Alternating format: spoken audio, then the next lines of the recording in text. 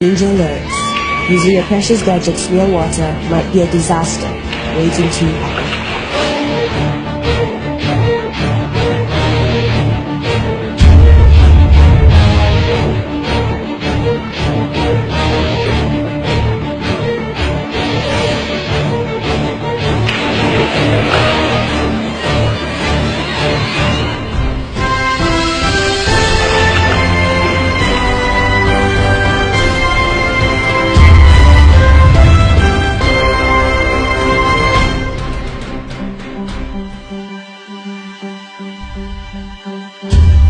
Never switch on the phone after it's been dropped in water, and don't charge it.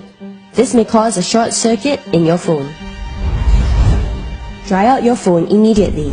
Remove all parts before you try to dry it. Use a vacuum cleaner and not a hairdryer. Contrary to common advice, try not to use a hairdryer to dry out the phone. This may force moisture further into the small components.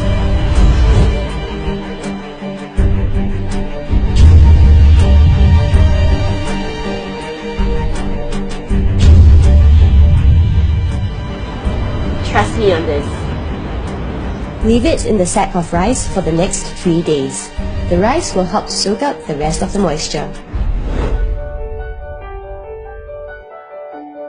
Remember, trying to revive your phone will take patience, so don't give up that fast.